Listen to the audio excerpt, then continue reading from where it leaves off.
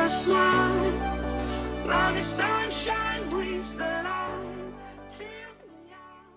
How's it going, YouTubers? My name's Eric Young. Welcome to another exciting tutorial. Today we're going to be looking at how to set your house on fire just like you see here. We're going to be looking at just a few little effects. We're going to be looking at how to just add some 3D fire in, track it into position, black out the windows, add a glow against the wall, some fake shadows that look like soot, however you say it, some fake smoke, and yeah, I think that's it. So we'll go ahead and we'll jump in. So I will be using Video Copilot's Action Movie Essentials 2. So I won't be able to share project files, but you will be able to get it on their website for $100 like I have. Or you can purchase their upgraded version for $250, which I would love to purchase. I just can't justify a 2K package that's not even 4K.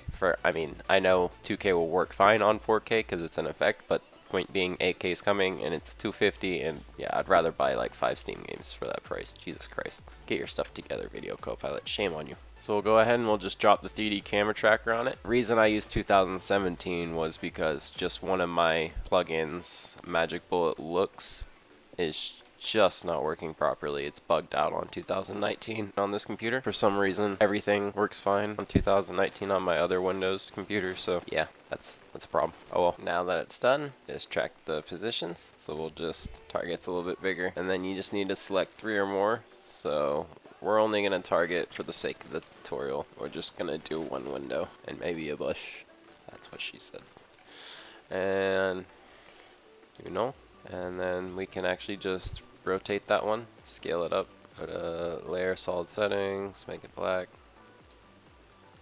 turn the opacity down. This is just temporary.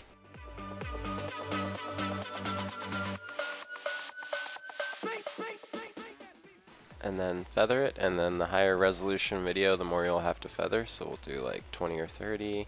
30 is maybe a little bit too much, even for 4K. We'll do 20.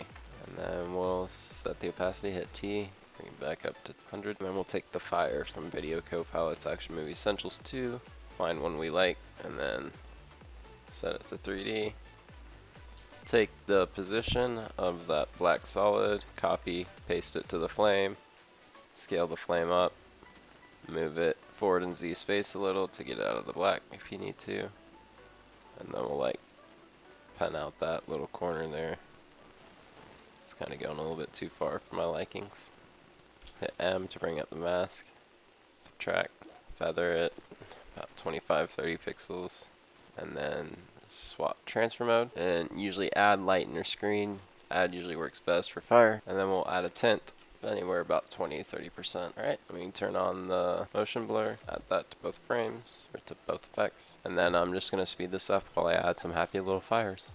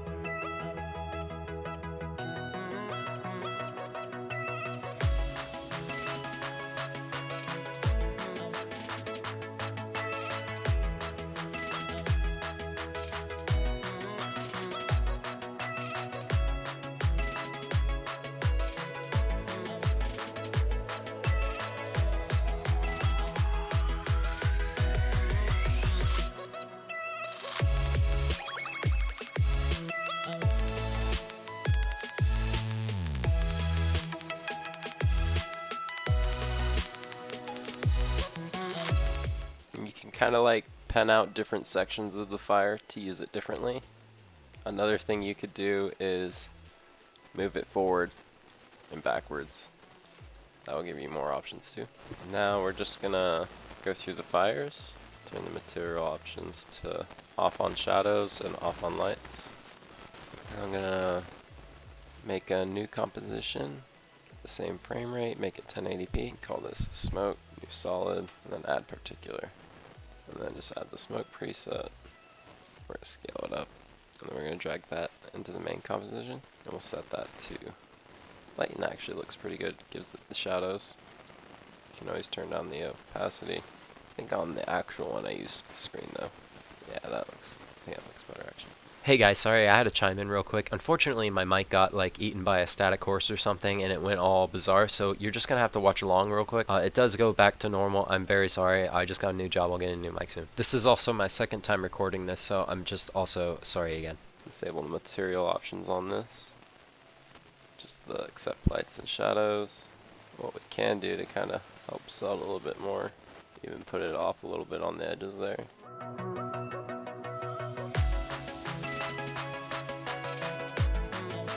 Kind of make it look like it's pouring out of the window actually. And then CG smoke is always just a little bit off, so if you combine it with real smoke, you'll get something pretty special.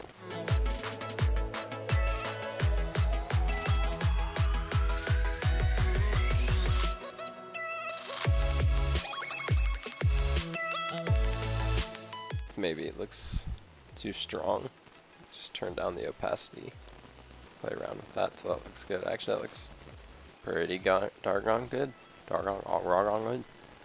So say we want to add a fire to maybe this bush, or add a fire anywhere else for that matter. Now we'll just go back to this 3D camera tracker. Let's try to see if we can't bring up some more points on the bush there. No, you're just gonna give me the corner? Okay, we'll work with that. New solid. And take that new fire, copy the position of the solid, paste it to the fire. Now you can delete the solid, scale up the fire. Make sure we're turning off material options still. This will come in handy later. If you don't, you'll know when everything is orange or whatever color 3D light we use. And then we'll put warp on it, and that'll let us bend it to our will. Voila! We have bush on fire. So if we want to add a 3D shadow or 3D soot, we'll just we'll add some, say like right here, I guess. Hopefully it looks right. Probably won't, but the example still works. You just scale it up, face it toward the camera if you have to. Solid settings. Make it black. You might see where this is going. Lower the opacity so we can see through.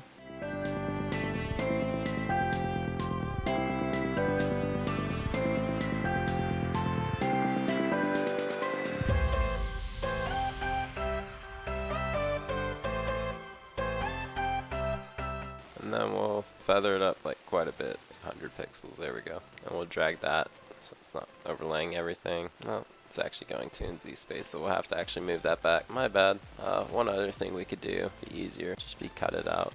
Alright guys, so here the recording just got so bad I had to give up and just redo it, so I'm just going to have to narrate over this and hope this works. So feather out that mask. We're just kind of blending that in there, faking it till we make it. And then we'll do a new layer, solid, and we'll make this gray. Click OK, and then we'll turn it to 3D, and then we'll track a point on the house to parent this solid to, and then just copy the position of the track solid, paste it to the gray solid. Now we can scale up the gray solid. Rotate it to face the house. We're going to put a grid on it. That's just temporary so we can see which way it's facing better.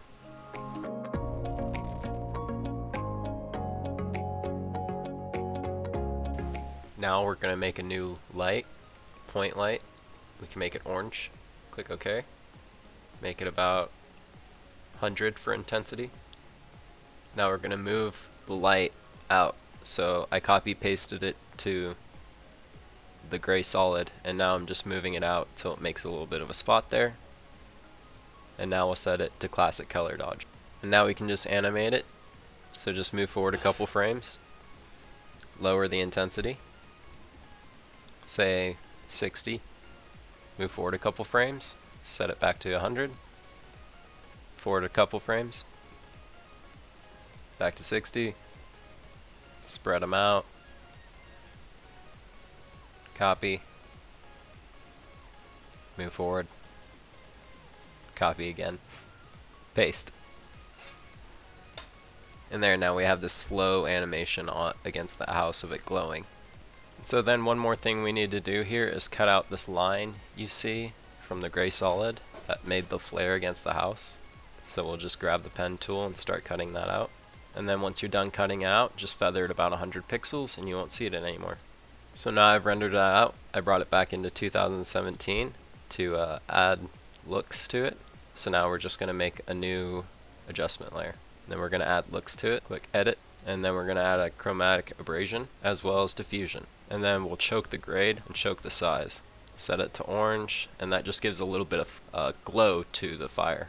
And then we'll just crank down one side and then bump up the other side of abrasion, and that just gives it a little bit of red blue on each side.